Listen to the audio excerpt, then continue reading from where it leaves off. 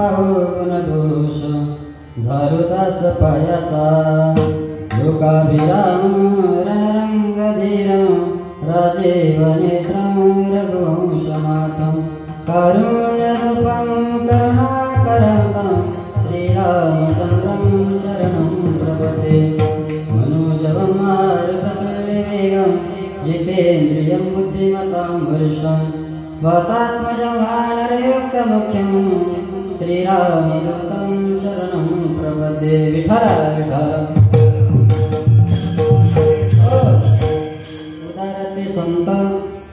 उदारते संत माय बाप कृपावंत केवढा केला उपकार काय वर्णू मी पामर प्रस्तुत प्राप्त प्रसंगी प्राप्त तळी निवडलेला अभंग जगतमाननीय जगतवंदनीय संत श्रेष्ठ महान साधू श्री संत सेना महाराज यांचा 4 चरणाचा संतांचं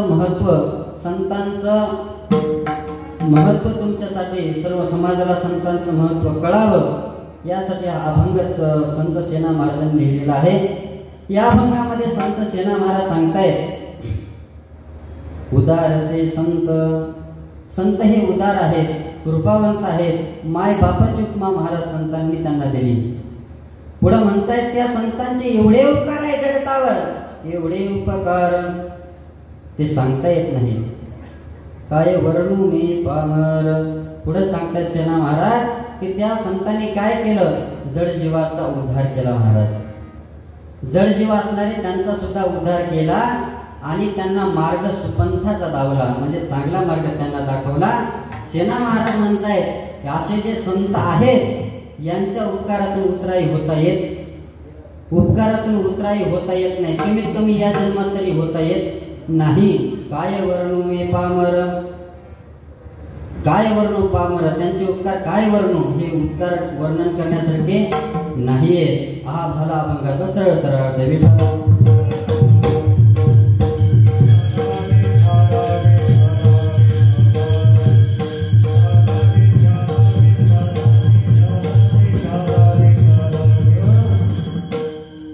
अभंगाचा सरळ अर्थ कळाला।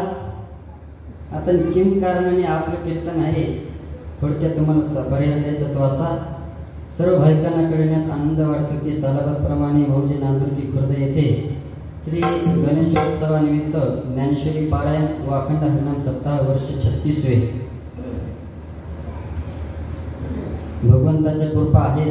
तसेच गुरुवर्य परमपूज्य श्री खासदार महामंडलेश्वर गुरुवर्य बाबाजींच्या कुशल प्रेरणेने, तसेच हरिभक्तपरायण विश्रामजी महाराज ढमाले सत्संगवाडी अध्यक्ष अखिल भारतीय वारकरी मंडळ सिन्नर तालुका बाबांच्या मार्गदर्शनाखाली, तसेच गुरुवर्य पांडुरंग बाबा असतील, गुरुवर्य भगवान बाबा आहेत, नामदेव महाराज आहेत, वाणी पाटील आहेत, डांगे महाराज आहेत, सर्वच महाराज मंडळींच्या सहयोगातून तुम्हा सर्व ग्रामस्थांच्या सहकार्याने सर्वच योगदान देणाऱ्या सर्वच कार्यकर्त्याच्या माध्यमातून आपला हा अखंड हरिनाम सप्ताह चालू आहे.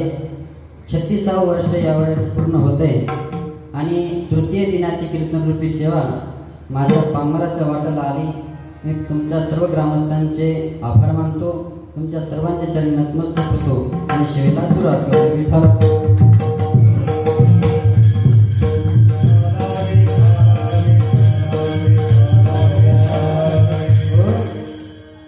बघा, अभंग सेना महाराजांचा आहे. अभंग सेना महाराजांचा आहे. सेना महाराज संत होते की नाही? अभंग एका संताचा आहे आणि वर्णन पण संतांचं करतायत.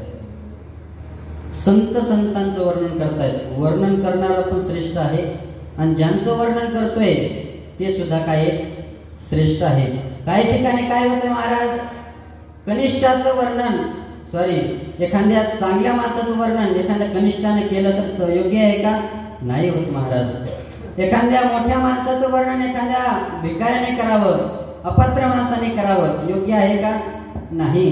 ते वर्णन खरं ठरत नाही. नवे भगवंताचं वर्णन एखाद्या आपल्या साध्या माणसाने करावं, होईल का? नाही होत महाराज. संतांचं वर्णन केलंय. कोणी? संतांनीच केले. वर्णन करणारा पण श्रेष्ठ आहे आणि ज्यांचं वर्णन करताय ते सुद्धा श्रेष्ठ आहेत. काय श्रेष्ठ? संत श्रेष्ठ आहेत का? बघा, त्यांचं सर्व जीवन चरित्र वाचा तुम्ही, त्यांचं वागणं वाचा.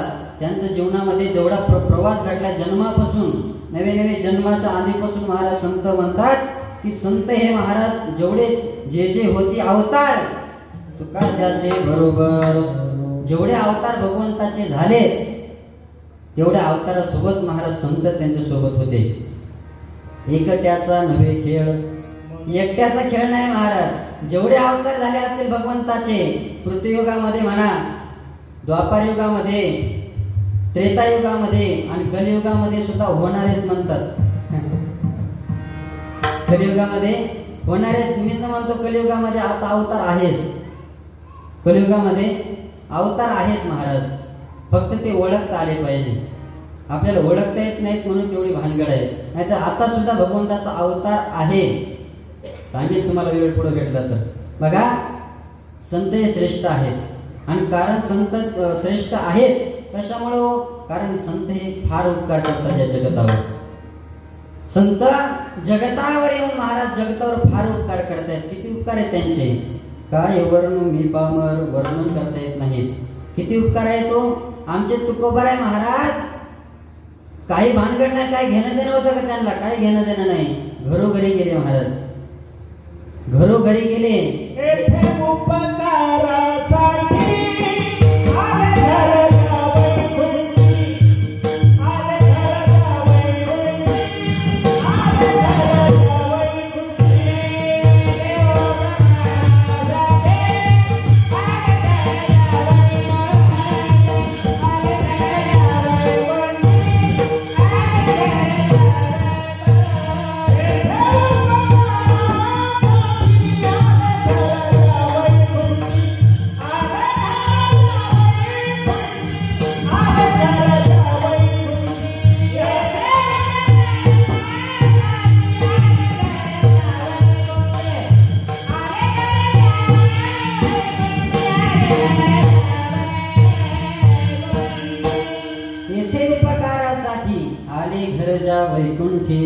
वैकुंठावर येच करण्यासाठी आले, उपकार करण्यासाठी संत महाराज या जगतावर आलेले. उपकार करण्यासाठी, फक्त उपकार करायचा. उपकार कशाला म्हणायचो? उपकार म्हणायचं कशाला? उपकार म्हणजे एखाद्याला मदत करायची परंतु त्याची अपेक्षा ठेवायची नाही. मदत करायची, त्याची अपेक्षा ठेवायची नाही, त्याला उपकार म्हणतात. उपकार महाराज उपकार करण्यासाठी आले. काय उपकार केले संतांनी? मी सांगत तुम्हाला होतो, तुकोबारे घरोघरी गेले, प्रत्येकाच्या घरी गेले आणि घरी जाऊन सांगू लागले, अहो देव घ्या कोणी, देव घ्या कोणी. आयता आला घर पुसुनी, आयता आलाय, घराजवळ आलाय, अहो माझ्या सोबत धरून आणलाय. संत तुम्ही देव घ्या. लोकांना सांगू लागले तुम्ही देव घ्या, अहो तुम्ही देव घ्या, घ्या देव घ्या, देव घ्या, देव घ्या. दुकान घातला दुकान, येती आली या शिला. दुकानच मांडलं महाराज परमार्थाचं संतांनी. जे लागलं ते घ्या परमार्थाचं पण. संतच जणी मांडली दुकाने, संतच जणी मांडली दुकाने, जय पाहिजे आहे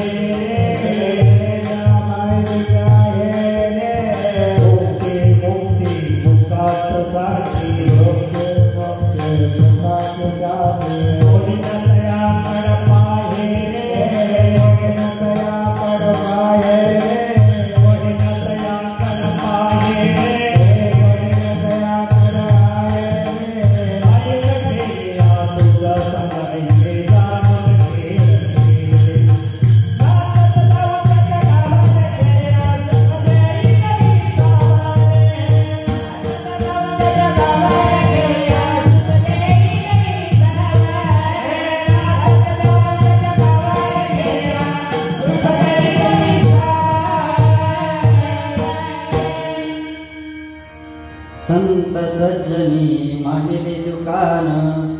जे जया पाहिजे ते आहे रे. काय पाहिजे ते आहे त्यांच्याकडं, परंतु परमार्थाचं. परंतु परमार्थाचं नाही तर संताकडे जाऊन तुम्ही म्हणाले तेल मीठ द्या तर ते तर मिळणार नाही.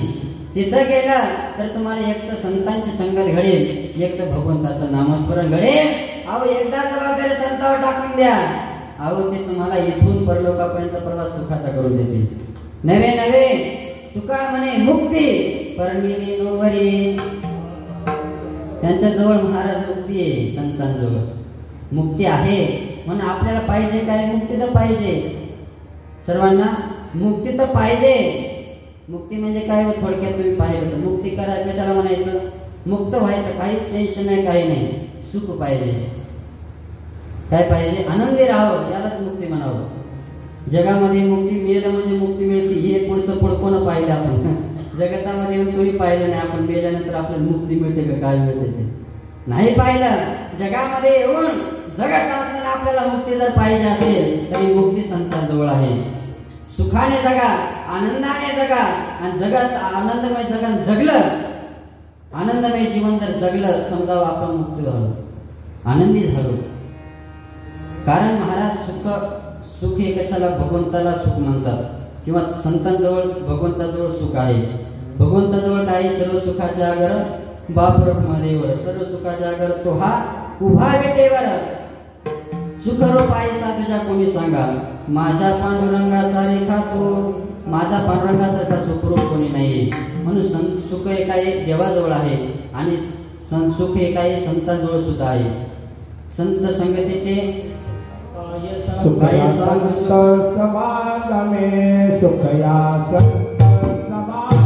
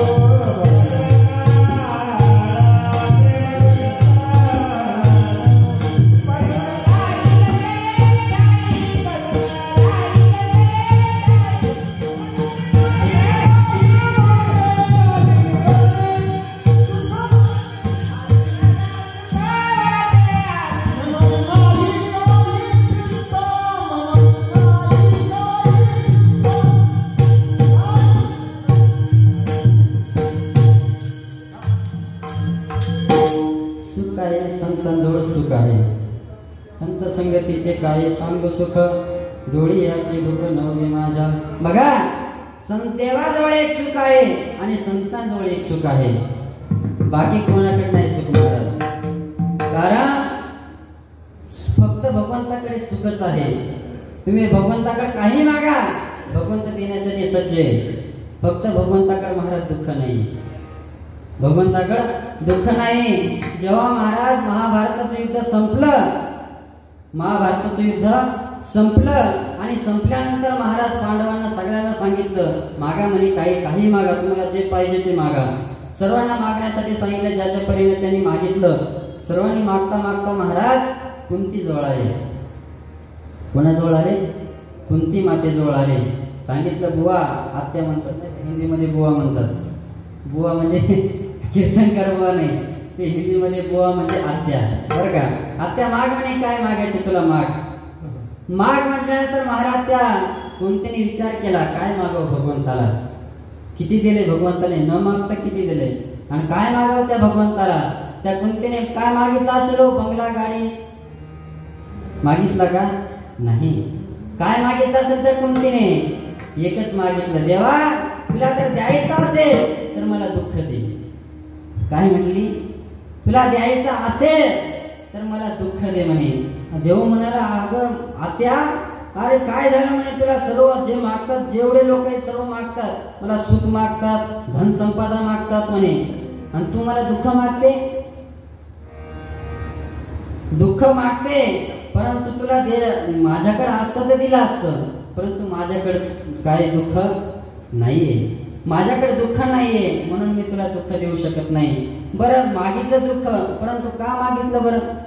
तेव्हा महाराज कुंती म्हणाले, देवा जेव्हा आमच्यावर दुःख होतं त्यावेळेस तू आमच्यावर धावून आलाय, आणि आम्हाला दुःख जर असेल तर तू आमच्या जवळच राहशील. द्वारकेचा राणा पांडवा घरी.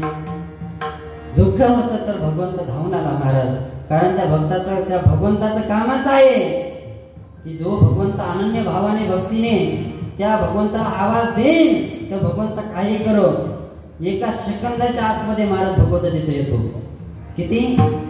एका सेकंदाच्या आत. पण अनन्य भक्ती भावाने हाक मारली पाहिजे भगवंताला. बघा, गजेंद्र होता, गजेंद्र. काय होता? गजेंद्र. अख्ख्या जंगलाचा मालक होता गजेंद्र. गजेंद्राचा एवढा परिवार होता, भरपूर मोठा परिवार होता महाराज. गजेंद्र म्हणजे हत्ती, एवढं ध्यानात ठेवा. गजेंद्र म्हणजे हत्ती. त्या हत्तीचा एवढा मोठा परिवार होता महाराज. आणि परिवाराला घेऊन महाराज सहज फिरायला जातात आपल्या इकडे, आहे की नाही? फिरायला जातात म्हणून त्या गजेंद्र महाराज सर्व परिवार घेतला आणि फिरायला निघाला. फिरता फिरता त्यांना डोह दिसला. काय दिसला?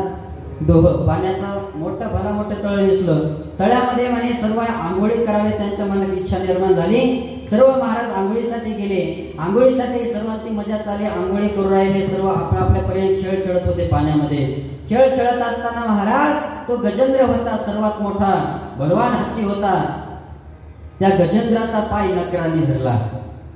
कोणी? नकराने धरला. नकरा म्हणजे काय? मगर. मगराने त्या हत्तीचा पाय धरला आणि धरल्यानंतर महाराज तो हत्ती आवाज द्यायला लागला त्याच्या परिवाराला. त्याच्या परिवाराला आवाज देऊ लागला, अरे वाचवा वाचवा वाचवा, आवाज देत होता. तेव्हा ते हत्ती आला. सर्व हत्ती आले जवळ, परिवार सर्व आला आणि परिवाराने महाराज सोंडीला सोंड, सोंडीला सोंड, सोंडीला सोंड धरली आणि ओढायला लागले. काय लागले? ओढायला लागले. ओढायला लागत असताना महाराज किती पण बलवान माणूस असू द्या, नवे नवे पुत्र बाहेर का किती असू द्या, परंतु आपने गली में कुत्ता भी शेर होता है. प्रत्येकाच्या गलीमध्ये महाराज स्वतः मालक असतो, कोणी पण बघा. तसं पाण्यामध्ये जास्त ताकद, एवढा मोठा बलवान हत्ती होता, परंतु पाण्यामध्ये ताकद चालते का त्याची? नाही. पाण्यामधला राजा कोण? मगर. मगरेचा महाराज तिथे ताकद चालते. बाकीचे किती ताकद लावा तुम्ही तर ताकद चालत नाही. पाण्यामध्ये त्या मगरेची ताकद चालत असल्यामुळे ती मगर त्याला आतमध्ये घेऊन चालत होती. मध्ये मध्ये मध्ये मध्ये उडत होती. तेव्हा ते हत्ती सोंडीने ओढण्याचा प्रयत्न करताय, बाहेर काढण्याचा प्रयत्न करताय, वळता वळता, परंतु ते काही बाहेर यायला तयार नाही. ते उलट सर्व मध्ये मध्ये जायला लागले. मध्ये मध्ये गेला लागल्यानंतर महाराज आता मध्ये मध्ये गेल्यानंतर सर्वच मरतील असा विचार त्या परिवाराने केला आणि परिवाराने महाराज तोंड सोडून दिली. जे सोंडीला सोंड लावली होती ते सोंड सोडून दिले, एकट्या गजेंद्राला सोडून दिलं आणि परिवाराने विचार केला आता हे काय हे जगत नाही म्हणे, चला आपलं किती पण विचार करा, किती पण आपण सर्वांनी कोरोनामध्ये अनुभव घेतलाय कोरोनामध्ये सर्वांनी अनुभव घेतलाय, सांगायची गरज नाही, सर्वांना कळालंय कोणी कोणाचं नाहीये महाराज. नाही रे नाही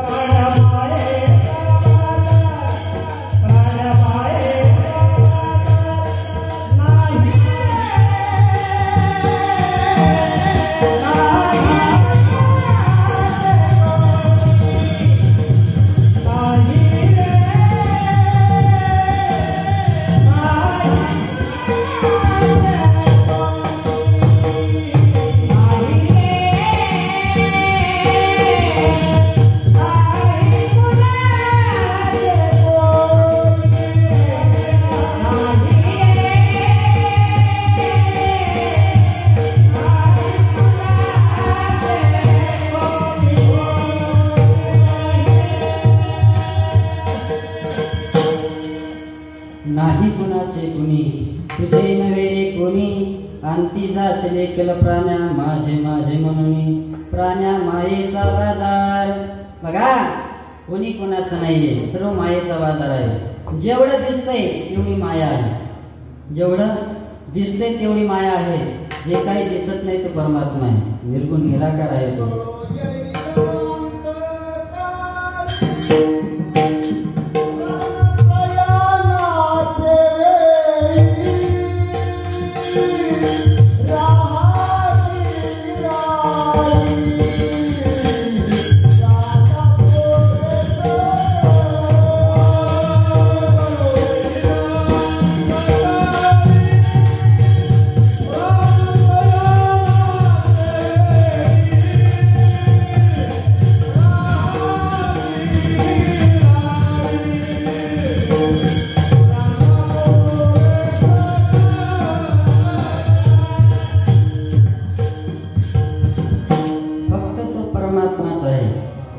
तारणारा परमात्माच आहे, कोणी कुणाचं नाही. कळालं त्या गजेंद्राला, कळालं की आपला परिवार नाही कुणाचे कुणी तुझे नव्हे रे कोणी, बहीण कुणाची भाऊ कुणाचा कोण कुणाचे सखे सोयरे, कोणी कुणाचं नाही. कळालं गजेंद्राला, अरे स्वतःची पत्नी निघून गेली, कळालं आपलं कोणी नाही, पत्नी नाही, मुलं नाही, लेकर बाळ कोणीच आपला नाही. कळालं कोण आता सोडवेल, कोण आपल्याला या दुःखातून कोण सोडवेल. तेव्हा त्याला आठवलं की आपण आहोत तरी कोण, आपल्याला निर्माण कोणी केले. बस त्यालाच आता एकदा त्याला आवाज द्यायचा, म्हणून त्याने त्या तळ्यातलं जे फुल सोन्यामध्ये घेतलं.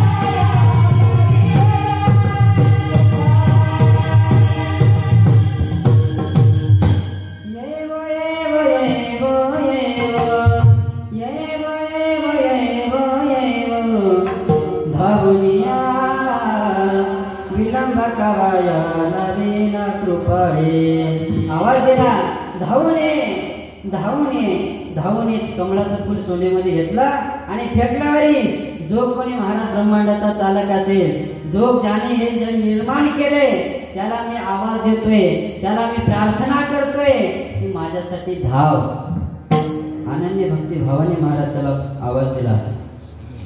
आवाज दिल्यानंतर म्हणतात की भगवान परमात्मा जेवायला बसले होते. महाराज भगवान परमात्मा भोजनाकरिता बसले असताना महाराज भोजनासाठी बसले होते. ताट वाढलं होतं तेवढ्यात त्या भगवान परमात्म्याला आवाज आला त्या गजेंद्राचा. एकाही क्षणाचा विलंब न करता महाराज ते ताटावून उठले. तेवढ्यात महाराज लक्ष्मी विचारलं, कुठं चाललात म्हटल्यानंतर महाराज हा कहे लक्ष्मी पासी, हा महाराज तो भोगलक्ष्मी पाशी म्हणला आणि ती मनस्तोर खाली त्या गजेंद्राजवळ आला.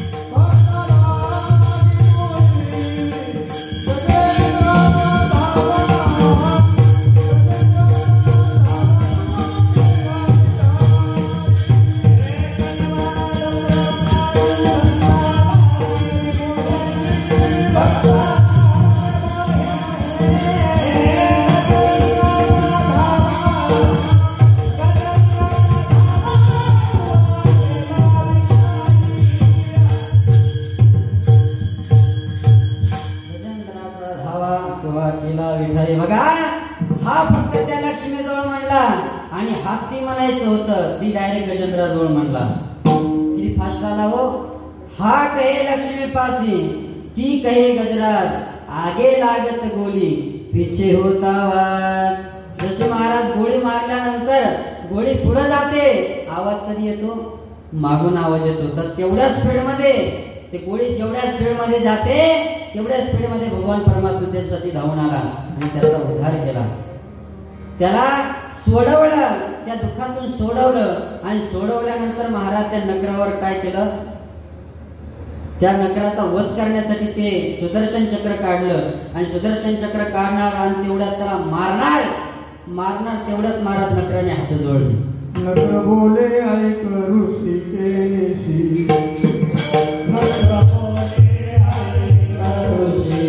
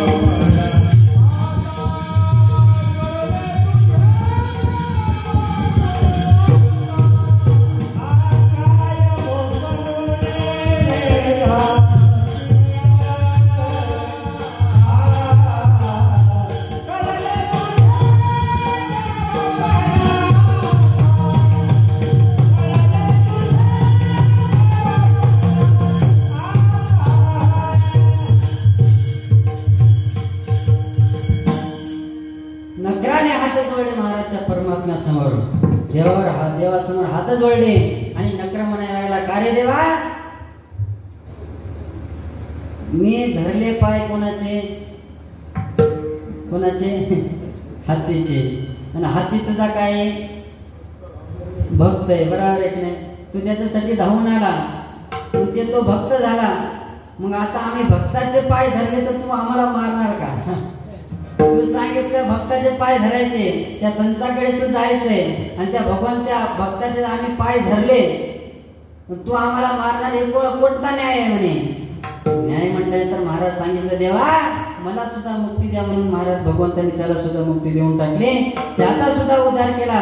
मी सांगत तुम्हाला होतो, भगवंता जर अनन्य भक्ती भावाने जर हाक मारली तर भगवान परमात्मा एक सेकंद सुद्धा लागत नाही तुमच्यासाठी धावून येण्यासाठी. एका सेकंदात धावून येतो. आठवा त्या द्रौपदीचा प्रसंग. एवढा सर्व आपले पाचची पत्नी सुद्धा ऐकायला तयार नाही. पाचची पत्नी सुद्धा आपल्याला मदतीला तयार नाहीये. मोठे मोठे कृपाचार्य भीष्माचार्य सर्वांना विनंती केली, परंतु कोणी सुद्धा महाराज सोडवायला तयार नाही.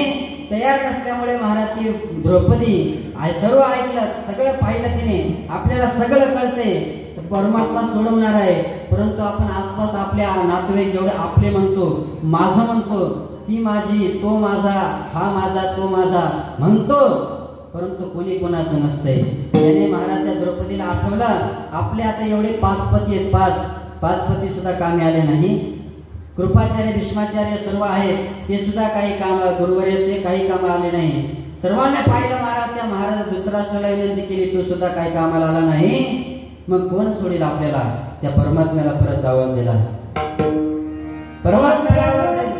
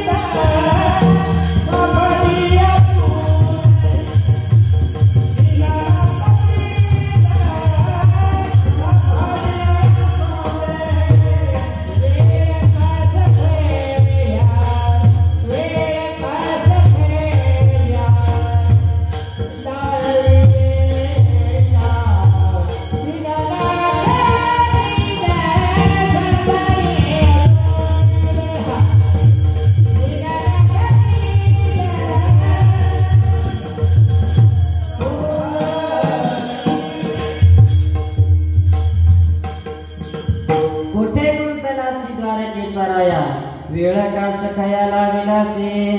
त्या भगवान परमात्म्याला आवाज दिला, धावून ये, हे द्वारकावासी धावून ये, हे वैकुंठवासी धावून ये. आवाज दिला, परंतु महाराज भगवान परमात्म्याला वेळ लागला. वेळ का सखया लावेला. काय वेळ लावला? तेव्हा भगवान परमात्म्याने सांगितलं, अरे तू काय आवाज दे मला? द्वारकेचा राया धावून ये. मला परत द्वारकेला जावं लागलं आणि द्वारकेहून यावं लागलं. हे वैकुंठेचा राया धावून ये, वैकुंठात जावं लागलं, मग यावं लागलं. तू जर म्हटली असती तू सर्व घटोघटी सर्वांच्या महाराज सर्व घटीरामध्ये आली एक, सर्वांच्या हृदयात आहे, माझ्या अंतरातल्या राया धाव म्हटल्या असते तर तुझ्या समोर मी उभं राहिलो असतो लगेच. परंतु विश्वास कोणालाच नाही आपल्यामध्ये भगवंत आहे म्हणून. बरोबर आहे की नाही? विश्वास त्याच माणसाला होता. कोणत्या? विश्वास त्या संताला होता की आपल्यामध्ये भगवान परमात्मा आहे. कोणाला? बजरंगबलीला, हनुमंतरायाला फक्त विश्वास होता. आपल्यामध्ये प्रभू रामचंद्र नाहीये. बघा, सभा भरली, 8वं चित्र. सभा भरली, युद्ध संपलं, सर्व रावणाचा वध झाला, सर्वांना त्या बक्षीस वाटण्याचा प्रारंभ झाला. सर्वांना बक्षीस जे पाहिजे ते सर्वांना वाटायला लागले. भगवान परमात्मा वाटायला लागले. वाटता सीते म्हणे, काहो म्हणे, तुम्हाला काय अक्कल विकल आहे का नाही? एवढा म्हणायचा अधिकार फक्त बायकोचाच राहतो, आहे का नाही? एवढा तुम्हाला काय अक्कल विकल आहे की नाही म्हणे. एवढे आपल्या सर्व युद्धामध्ये अग्रस्थान त्या हनुमंतरायाचं. त्या हनुमंतरायाने महाराज सीता मला त्याने शोधलं, तो पूल बांधायचं काम त्यानेच केलं, उपाय त्याने सांगितला. एवढं अग्रेसर असणारं व्यक्तिमत्व त्याला तुम्ही बाजूला टाकलं, सर्वांना बक्षीस वाटायला लागले. हनुमंतरायाला काहीतरी द्या म्हटल्यानंतर प्रभू रामचंद्र म्हणाले, माझ्याकडे त्याला द्यायसारखं काही नाही म्हणे, काही द्यायसारखं नाही. म्हटल्यानंतर सीता माता म्हणाली, माझ्याकडे आहे. त्याने मातेने महाराज गळ्यातला मोत्याचा हार काढला. कशाचा? मोत्याचा हार काढला आणि हनुमंतरायाला बक्षीस म्हणून दिला. ते हनुमंतराय महाराज तो मोत्याचा हार घेतला आणि सर्व सभेमध्ये खाली बसले आणि ते मणी फोडायला लागले. कशाचे? मोत्याचे मणी फोडायला लागले. एक मणी घ्यायचा फोडायचा, एक मणी घ्यायचा फोडायचा. फोडायला लागल्यानंतर बिभीषणाने सांगितलं, हनुमंतराया म्हणे त्या सीते मातेने एवढ्या प्रेमाने तुम्हाला हार दिला बक्षीस म्हणून, आणि तुम्ही त्या बक्षिसाचा अपमान करताय. ते म्हणे का फोडताय म्हटल्यानंतर हनुमंतराय म्हणाले, या मण्यामध्ये म्हणे माझा राम शोधतोय. काय म्हणले? या मण्यामध्ये माझा राम शोधतोय म्हटल्यानंतर महाराज ते बिभीषण सहज मजा करी म्हणले, का हो म्हणे त्या मण्यामध्ये राम नाही म्हणून तुम्ही ते मणी फोडताय. मण्यामध्ये राम नाही म्हणून ते मणी फोडताय. अहो तुमच्यात राम आहे का? तुमच्यात राम आहे का? असं म्हटल्यानंतर महाराज मागचा पुढचा विचार नाही केला. आपल्या दोन्ही हाताच्या नखाने महाराज छाती फाडली आणि छाती फाडल्यानंतर त्यांना विश्वास होता. छाती फाडल्याबरोबर महाराज अंतरातून प्रभू रामचंद्र आणि सीता निघाली. याला म्हणतात विश्वास. हाय आपल्यामध्ये प्रभू रामचंद्र म्हणून फाडली, नाही तर आता फाडायला लागले तर आता नका विचार करायला जाऊ द्या. बघा सांगत तुम्हाला होतो संत उदार आहे. संत काय उदार आहेत महाराज. बघा भगवंत उदार आहे, भगवंत उदार आहे, परंतु भगवंत काही घेतल्याशिवाय काही देत नाही महाराज. घेशी तेव्हा घेशी ऐसा ससी उदार. जेव्हा काही घेतल्याशिवाय महाराज काही देत नाही. महाराज भगवान परमात्मा म्हणाले, का हो सेना महाराज, अहो तुम्ही म्हणता संत उदार आहेत, मग मी उदार नाही का? सेना महाराज म्हणाले, संत इतके नाही म्हणते. तुम्ही जेव्हा घेतलं तर तुम्ही देता म्हणे, काही घेतलं तर देता. तेव्हा महाराज भगवान परमात्मा म्हणायला लागले, का हो सेना महाराज, अहो त्या सुदाम्याला मी दिलं नाही का? अख्खी गाव सोन्याची नगरी दिली, सोन्याचे अख्खं गाव त्याला दिलं, म्हणजे माझं उदारता नाही का? तेव्हा म्हणाले, देवा कशाला म्हणे मला बोलायला लावले तुम्ही? अहो त्याचे मुठभर पोहे खालेच ना म्हणे. त्याचे मुठभर पोहे घेतले, नंतर त्याला सोन्याचा गाव दिला. गाव म्हणे त्या द्रौपदीला मी सोडवलं नाही का? साडी पुरवली नाही का? माझी उदारता नाही काही का? देवा कशाला मला उघडे करायला होता? अहो त्या द्रौपदीची तुम्हाला जेव्हा हाताला लागलं तेव्हा त्या द्रौपदीने आपली नवी साडी फाडून जेव्हा चिंतू गुंडाळलं, त्याचे उपकार म्हणून तेव्हा ते उदारता दाखवली. देव सुद्धा महाराज एवढा उदार नाही, संतांनी एवढा. आमचे संत उदार आहे. कशामुळे? दिल्यानंतर त्याची अपेक्षा सुद्धा ठेवत नाही. नवे काही घ्यायचं नाही, कोणाकडून न घेतल्याशिवाय महाराज त्याला द्यायचं, ही वृत्ती संतांची आहे. म्हणून संत उदार आहेत. सेना महाराज सांगतायत, सेना महाराज सुद्धा संत आहेत. जातीने असतील ना आहे, वारीक असतील, प्रत्येक संतांना महाराज जातीचा अभिमान आहे. प्रत्येक जातीमध्ये प्रत्येक जाती संत झाले महाराज. प्रत्येक जाती संत झाली. आमची माळियाची जाती सर्वांना महाराज आपल्या आपल्या जातीचा अभिमान आहे. कसा सावता माळ्याला सुद्धा सर्व संतांनी आपापल्या जातीचा गोरा कुंभार म्हणतो आपण. गोरा कुंभार कारण गोरोबा काका म्हणतो, परंतु पहिलं काय कुंभार म्हणतो. प्रत्येक जातीचा अभिमान आहे. तसा आमच्या सेना महाराजांना सुद्धा अभिमान आहेच ना. बघा सेना महाराजांचे वडील तसेच आपले ज्ञानोबारायांचे वडील विठ्ठलपंत आणि कबीरदास महाराज हे काय होते? सोबत होते एकाच गुरुकडं. तिघजण सोबत एकाच गुरुकडे होतं, रामानंदाचार्यांकडे. बरोबर. रामानंदाचार्यांकडे महाराज तिघजण होते आणि रामानंदांनी सांगितलं होतं, ऐका. अरे तिघजण शिष्याला सांगितलं, ऐका. अरे तुम्हाला जर आपल्या प्रत्येक युगामध्ये पाहिले आपण भगवान परमात्मा आपल्या जवळ राहायचा, परंतु या कलियुगामध्ये भगवान परमात्मा फक्त पंढरपुरात आहे. पंढरपुरात परमात्मा आहे, म्हणून सर्वांनी पंढरपुरात एकदा तरी जा. कोणी सांगितलं? रामानंदाचार्यांनी सांगितलं. ती गोष्ट सर्वांच्या मनामध्ये होते. आपल्या सेना महाराजांच्या वडिलांना महाराज राजदरबारामध्ये ड्युटी लागली. आपल्या विठ्ठलपंत महाराज निघून गेले आपापल्या पदयात्रेकरिता. कबीरदास महाराज काशीला गेले, सर्व आपापल्या परीने इकडे तिकडे निघाले. सेना महाराजांच्या वडिलांना गुरूंचा उपदेश डोक्यात होता, त्या भगवान परमात्म्याला पाहायचंय, परमात्म्याला पाहायचंय, त्या पंढरपूरला जायचंय म्हणता म्हणता महाराज त्यांना काही जाता आलं नाही. महाराज मरण जवळ आलं. मरत असताना महाराज सेना महाराजांच्या मांडीवर त्यांचं मुख असताना ते सांगू लागले सेना महाराजांना, सेना, अरे आमच्या गुरूंनी सांगितलं होतं, अरे तो पंढरीश पांडुरंग परमात्मा आता पंढरपुरात आहे. अरे त्याला भेटायला मला जायचं होतं, परंतु मला जाता आलं नाही. अरे माझी एक इच्छा पूर्ण कर, तू एकदा तरी त्या पंढरपूरला जा, त्या परमात्म्याकडे जा म्हटल्यानंतर महाराज सेना महाराजांना वचन दिलं आणि जाईल म्हणे. वचन दिलं, त्यांचा गतप्राण झाले, मेल्यानंतर महाराज त्यांची सुद्धा वडिलांच्या जागेवर ड्युटी लागल्यानंतर सेना महाराजांचं रोजचं क्रियाकलाप चालायचा. अख्ख्या तेवढ्या देशामध्ये म्हणा, तेवढ्या शहरामध्ये एकच नावे होतं, ते सेना महाराज सर्व क्रियाकलाप करायचे. परंतु पाहिले राजदरबारामध्ये अर्ज टाकला, म्हणे राजेसाहेब आम्हाला पंढरपूरला जायचे म्हणे. पंढरपूरला जायचं म्हटल्यानंतर राजेसाहेब म्हणाले, तुम्हाला सुट्टी मिळणार नाही, कारण अख्ख्या प्रदेशात एकच तुम्ही नावे आहात, तुम्हाला सुट्टी नाही म्हटल्यानंतर महाराज सेना महाराज आपापला क्रियाकलाप करायचे. जेवढे पंढरपूरचे वारकरी यायचे, महाराष्ट्रातून जेवढे वारकरी जायचे, त्या सर्वांना महाराज पाहिजे. महाराष्ट्रातून आलात या, चहा पाणी करायचे, भोजन करायचे, त्यांचे दाढी कटिंग सर्व करून द्यायचे, वरून त्यांना दक्षिणा सुद्धा द्यायचे. सर्व नित्यक्रम चालला. जेवढे महाराष्ट्रातून आलात या, पंढरपूरून आलात या, सर्व या करता त्यांची सेवा करायची. एकदा महाराज असेच वारकरी काही त्यांच्या घरी गेल्यानंतर त्यांचे महाराज दाढी कटिंग सेना महाराज करत असताना राजदरबारामध्ये महाराज ऑर्डर आली की जा त्या सेना महाराजांना बोलून आणा म्हटल्यानंतर ते दरबारी गेले, ते सैनिक गेले आणि महाराज दरवाजाजवळ गेल्यानंतर त्यांची पत्नी महाराज भांडे घासत होती आणि भांडे घासत असताना महाराज सैनिकांनी सांगितलं, म्हणे सेना महाराज कुठे? सेना महाराजांना राजेसाहेबांनी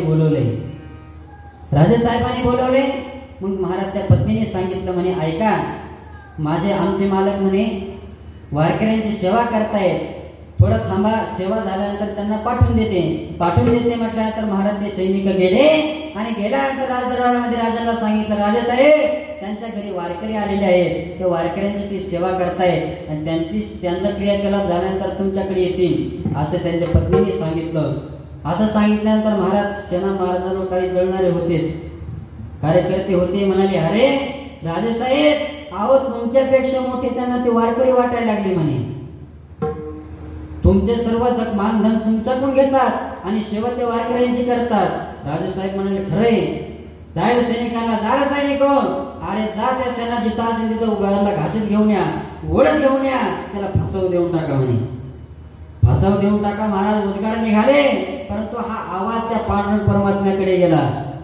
पांडुरंग परमात्म्याकडे गेल्यानंतर पांडुरंग परमात्म्याने मागचा पुढचा विचार केला नाही. त्या सेना नावाच्या रूपामध्ये महाराज भगवान परमात्मा त्या राजदरबारामध्ये हजर झाले. पहिल्या सेनाकडे, अरे सेना महाराज आले, जाऊ द्या, मागचा विषय सोडून द्या, भाषिकेशी आला ना सेना, आता कशाला करायचं, ये सेना, अरे माझं फार अंग दुखते म्हणे, एवढी मशाज मला करून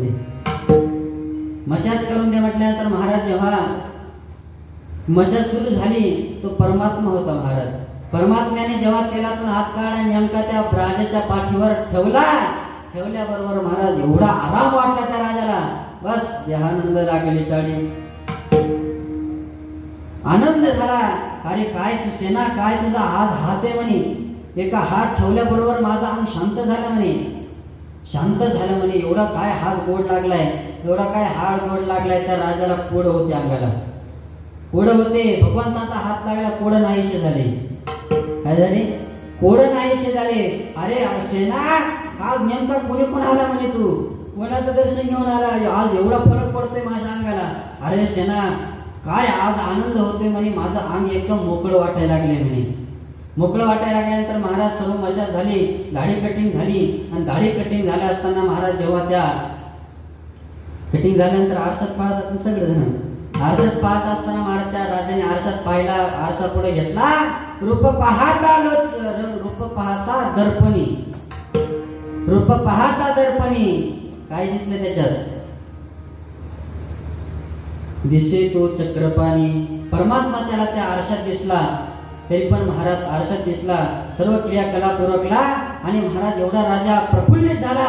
अरे काय आनंद झाला म्हणे. आज आनंदाच्या भरामध्ये मुठभर सोन्याच्या मोहरा काढल्या. हे सेना, आज तुला बक्षीस म्हणे.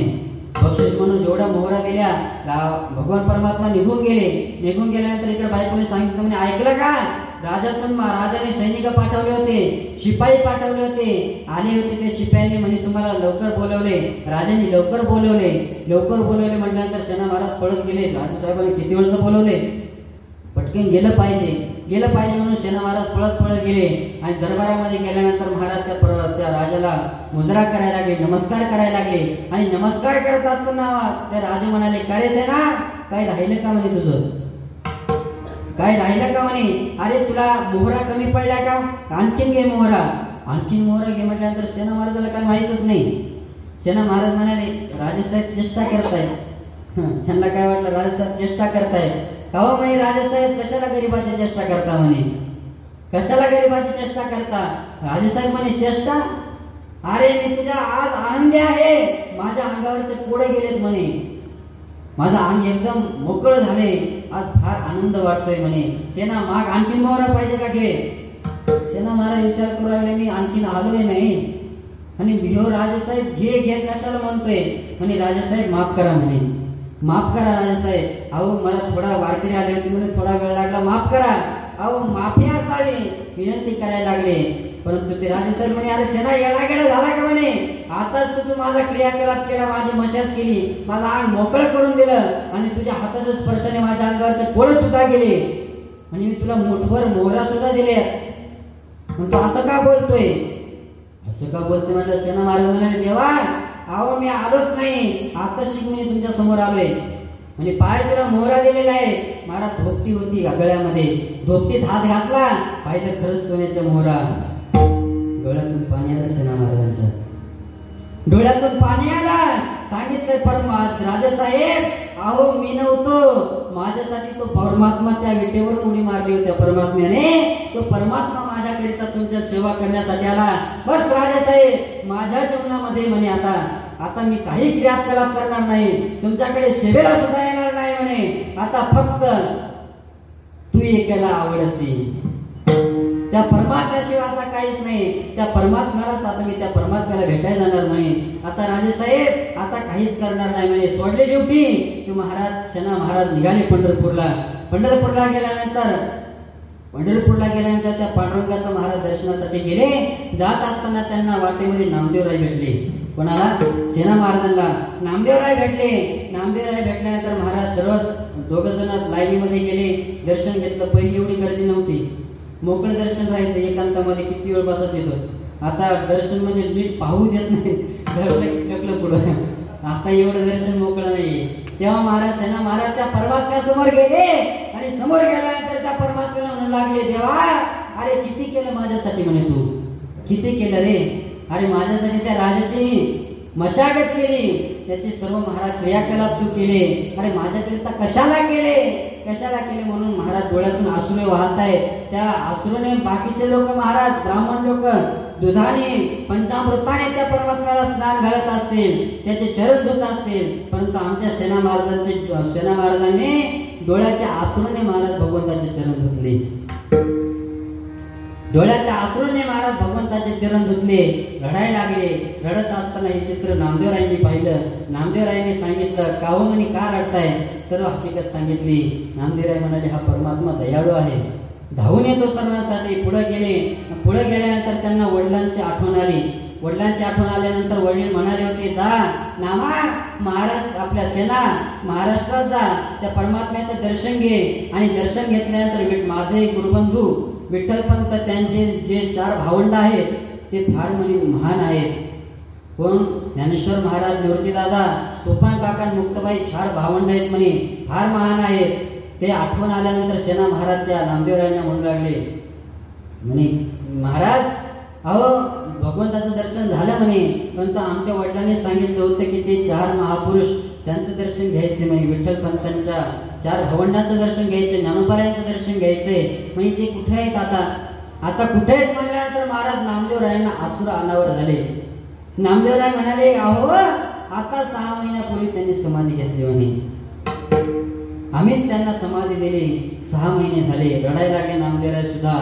आणि असं बोलता बोलता महाराज ते सेना महाराज म्हणू लागले, अहो नामदेवराय, अहो किती त्या संतांचे म्हणे, त्या महापुरुषाचे किती उपकार आहेत, ते उपकार वर्णन करण्यासारखे नाहीत. आपण घ्यायचं दुसरं चरण.